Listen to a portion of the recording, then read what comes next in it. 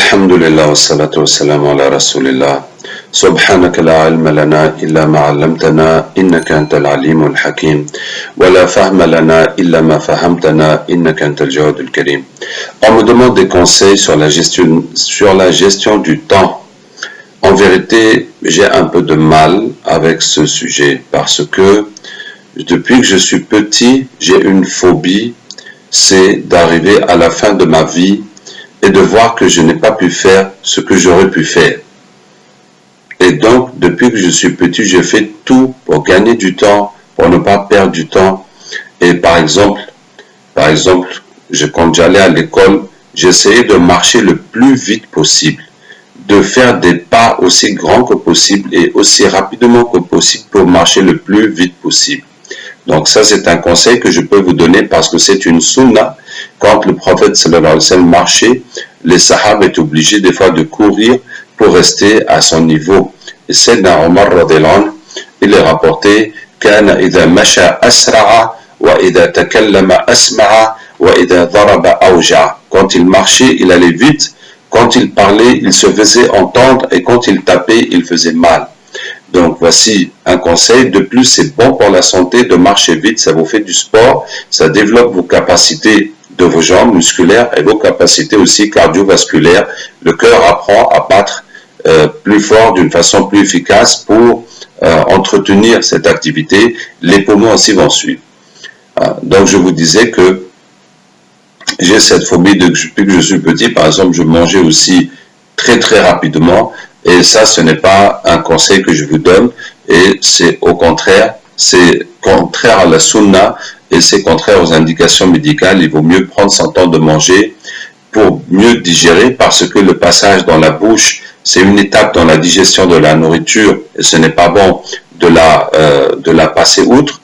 Et aussi, le fait de mâcher, prendre son temps de bien mâcher, ça permet de goûter, de profiter de cette nourriture et de jouir de cette nourriture au lieu d'avaler seulement et puis laisser le ventre se débrouiller avec le reste. Bon, maintenant pour la gestion de son temps, ce qui est essentiel, c'est d'occuper la majeure partie de son temps avec des activités intéressantes et productives. Donc, par exemple, si vous êtes étudiant, c'est la priorité aux études. Et dès que vous sortez de classe, vous allez faire tout ce que tous les profs ont demandé et vous essayez d'être à jour tous les jours. Si c'est le travail, donc vous faites pleinement votre travail. Si à côté de votre travail, il y a d'autres activités ou bien un apprentissage qui va vous aider à soutenir, à mieux réaliser votre travail, donc vous faites. Ensuite, si c'est les activités religieuses, masha'Allah, ça ne peut pas avoir de fin. Donc, il y a les activités que vous faites, le fait d'aller à la mosquée, de prier, de faire des nafilas, des visites, etc., des cours. Ensuite, si vous êtes livré à vous-même, eh bien, apprenez. Alors, je vais vous parler comment apprendre entre le Coran et les sciences islamiques. Alhamdulillah, par la grâce d'Allah, j'ai appris le Coran en 16 années, tout seul. Alhamdulillah. Et je n'ai jamais consacré du temps au Coran. Je ne suis jamais allé dans une école ou m'enfermer quelque part ou bien couper mes activités pendant une semaine ou pendant un mois, pendant un temps pour apprendre le Coran. Et j'ai appris le Coran la plupart du temps dans les temps morts. Le plus que j'ai appris, c'est dans les transports, dans les trains, dans les bus, dans les avions. J'ai toujours mon petit Coran avec moi. Dès que je m'assois, dès que je suis libre, hop, je sors et j'apprends et je révise. Voyez-vous? Et puis j'ai mis 16 années, doucement, jusqu'à ce que j'ai fini d'apprendre le Coran. Je n'ai jamais été pressé d'atteindre la fin. Et au contraire, toutes ces années où je suis en apprentissage, où j'apprends des nouvelles sourates, des nouveaux versets, c'est toute une période qui augmente la foi, puisqu'on acquiert de plus en plus de Coran. Et pour les livres islamiques, je lis ça à la maison. Donc quand je suis à la maison, quand j'ai le temps, je bouquine et je prends un livre, je le lis du début jusqu'à la fin.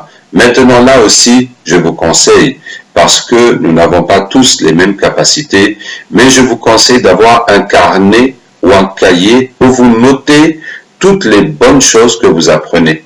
Tout ce que vous entendez, vous apprenez, vous lisez qui est profitable, écrivez-le. Les hadiths, les histoires, les leçons, les points de fiqh, etc. pour que chaque fois que vous révisez votre cahier ou votre carnet, vous allez vous rappeler de toutes ces choses qui ont été très intéressantes quand vous les avez lues, et aussi pour ne pas les oublier et pour les ancrer dans votre tête, prêchez-les, racontez-les à chaque occasion que vous pouvez. Maintenant, dans la gestion du temps, je n'ai jamais aimé les discussions inutiles.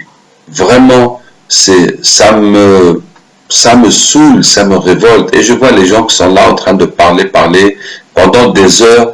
Ils ne se lassent pas. Vraiment, c'est insupportable. J'ai toujours fui ça.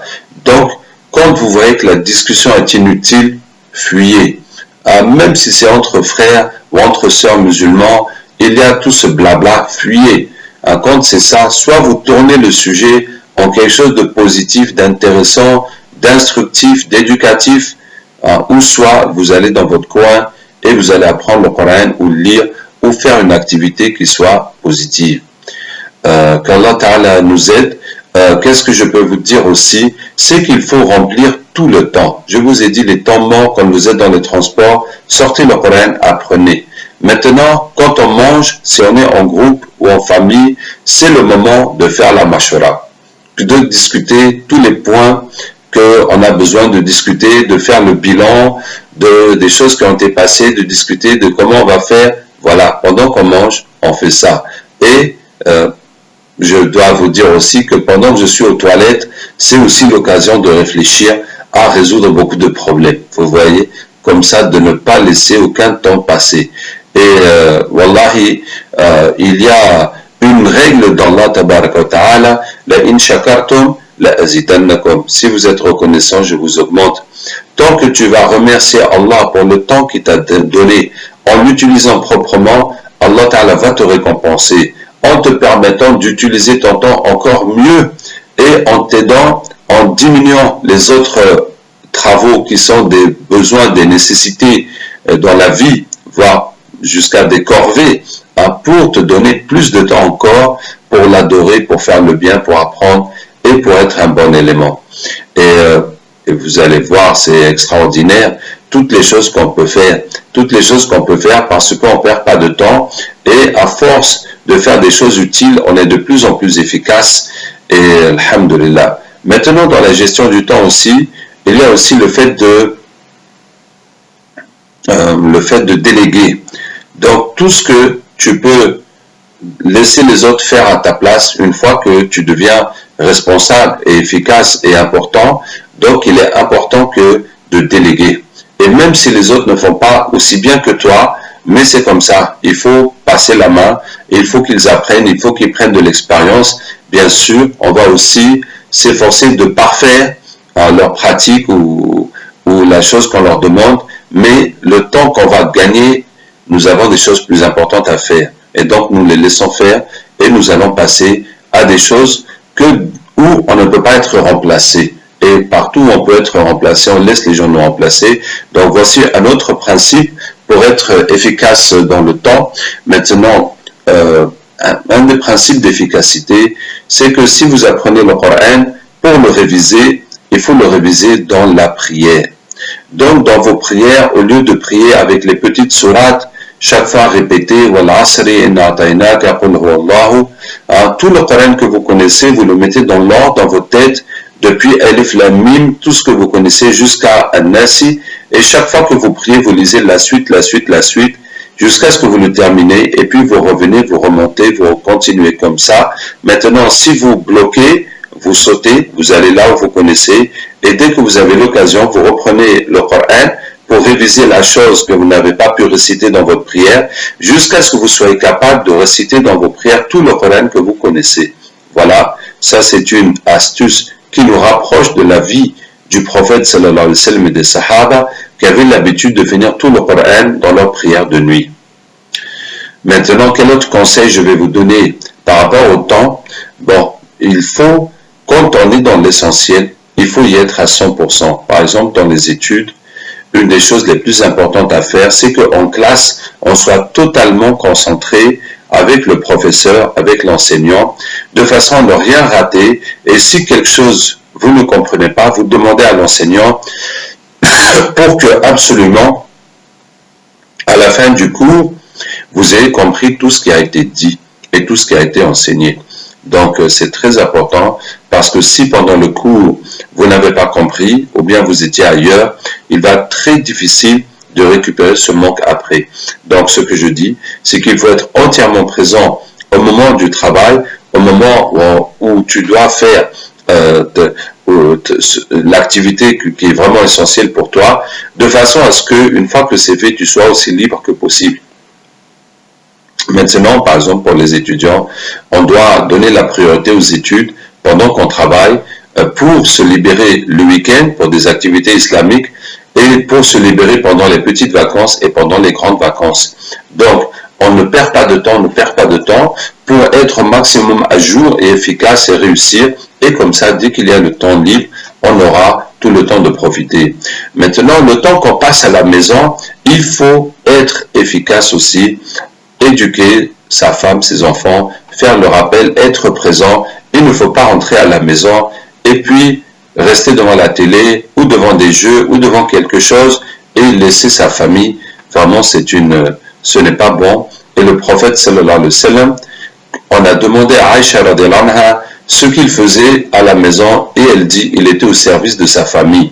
Donc, peut-être qu'on peut aider sa famille dans le ménage ou le nettoyage ou le fait de ranger, mais ce qui est plus important pour nous, c'est d'être présent et de s'occuper d'eux dans l'éducation, dans l'enseignement, dans l'encouragement pour prendre leurs nouvelles, même si c'est pour jouer avec eux, même si c'est pour jouer avec ses enfants, avec sa femme, faire des devinettes, faire des jeux, et ben, du moment que c'est éducatif et que ça augmente la mahabba, l'amour dans la famille, c'est une bonne chose.